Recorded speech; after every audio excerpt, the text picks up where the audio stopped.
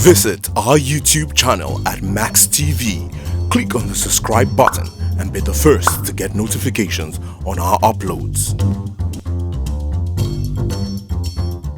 Norwegian ambassador to Nigeria, Jens Peter Jemprud, has commended a hydrocarbon pollution remediation project, HYPREP, on the quality of work done so far in the cleanup of polluted sites in Ogoni land.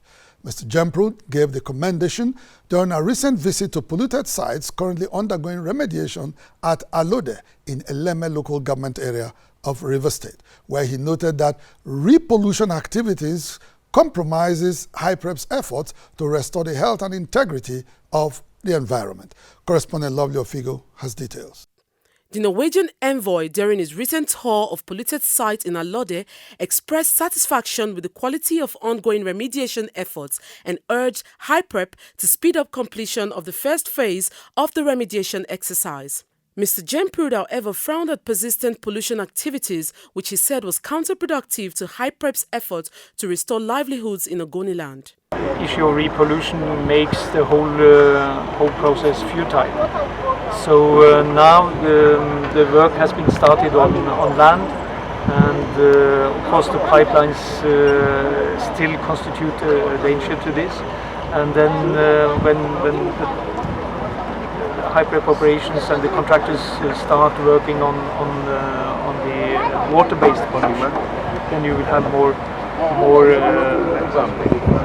oversight of that, and also very important to both pipelines and water pollution to stop. For his part, coordinator of HYPREP, Dr. Marvin Dekil, maintained that his team was poised to carry out the OGONI clean-up exercise in line with international best practices. He also promised significant improvement in the next phase of the remediation exercise. It's the beginning of better things to come. The standards that we are going to be applying in the new set of companies will be an improvement over what you have seen today, and we continue to improve as we progress from one stage of the project to the other. Dr. Dekil, who acknowledged the support and cooperation of impacted communities since the commencement of the cleanup project, assured them that preparations were at an advanced stage to provide potable water as recommended by the United Nations Environment Programme, UNEP. Setting up the plant, we're talking about reticulation. We're looking at the distance from the plant to the various communities and the strength of flow, so that when water is flowing, will there be need for booster stations, and what quantity, the volume of water will be required and consumed in that community. And what will be the projection, say for example, in another 5 years? What will be the likely population of those communities? So we are capturing all of this in the process, and we are at the point where we are inviting the contractors to come on, and we'll be deploying these contractors once awarded to the communities to begin to do this work. Just like remediation work too, it's going to be done in phases. You see the first phase that will bring water to a section of the community, and the subsequent phase that will capture more communities.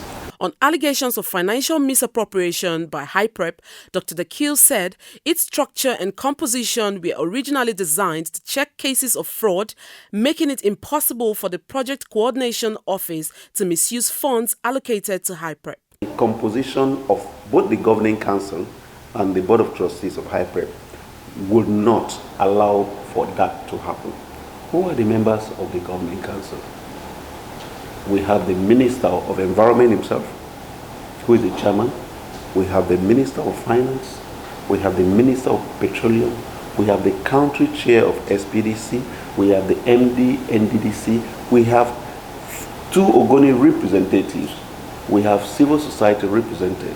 We have other Niger Delta communities represented. We have River State government represented. And all these people have to agree before a policy to approve money for the PCO is reached. So it is practically impossible that you will have the chairman of SPDC in Nigeria preside over release of funds without prudent, with a clear-cut process. On completion of the ongoing environmental remediation exercise, Dr. Dekil said Nigerians will be proud of HYPREP as it was working closely with UNEP and international oil companies to comply with highest international standards. Inside the Niger Delta,